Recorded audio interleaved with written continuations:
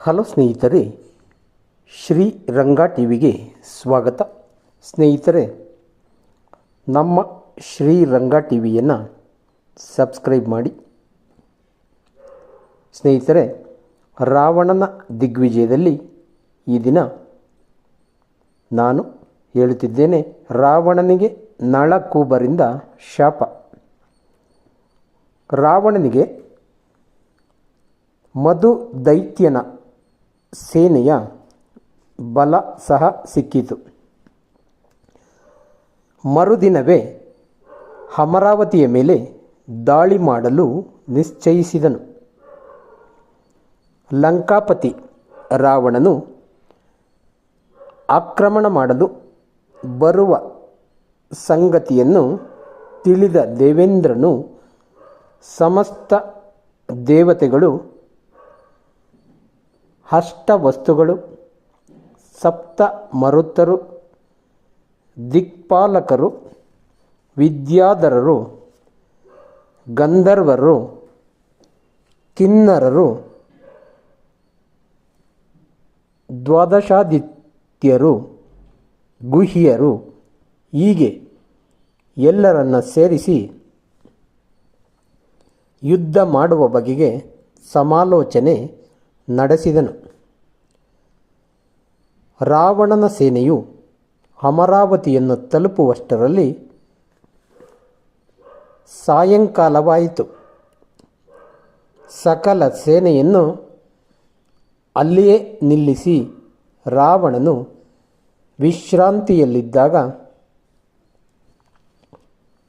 ಅಪ್ಸರೆ ರಂಬೆ ಸರ್ವಾಲಂಕಾರ ಭೂಷಿತಳಾಗಿ ಅಶ್ವಿನಿ ದೇವತೆಗಳ ಮಗನಾದ ನಳಕೂಬನಲ್ಲಿಗೆ ಹೊರಟಿರುವುದನ್ನು ಕಂಡನು. ಕಸ್ತೂರಿಯನ್ನು ಲೇಪಿಸಿಕೊಂಡು ಕೈಯಲ್ಲಿ ಫಲಗಳಿರುವ ಸ್ವರ್ಣ ಪಾತ್ರೆಯನ್ನು ಧರಿಸಿ ಹೋಗುತ್ತಿರುವ ರಂಬೆಯನ್ನು ರಾವಣನು ತಡೆದು ನಿಲ್ಲಿಸಿದನು. ರಾವಣನು ಅವಳಿಗೆ ತನ್ನಲ್ಲಿಯೇ ಇರಬೇಕೆಂದು ಆಗ್ರಹಿಸಿದಾಗ ಅವಳು ಅದೃಶ್ಯಳಾದಳು. ರಂಬೆಯು ನಳಕೂಬನಿಗೆ ಲಂಕಾಪತಿ ರಾವಣನು ಬಂದಿರುವ ವಿಷಯವನ್ನು ತಿಳಿಸಿದಳು.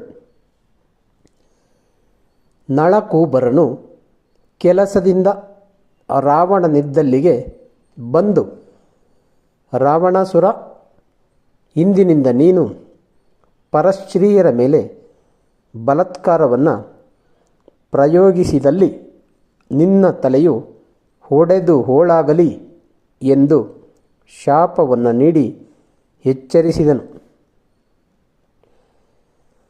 ರಾವಣನು ನಳಕೂಬರನ ಶಾಪದಿಂದ ವಿಚಲಿತನಾಗದೆ ತಾನು ದೇವೇಂದ್ರನನ್ನು ಜಯಿಸಲು ಹೊರಟಿರುವುದನ್ನು ಮುಖ್ಯವಾಗಿಸಿಕೊಂಡು ಹೆಚ್ಚು ಚಿಂತೆ ಮಾಡಲಿಲ್ಲ. ಧನ್ಯವಾದಗಳು ಸ್ನೇಹಿತರೆ.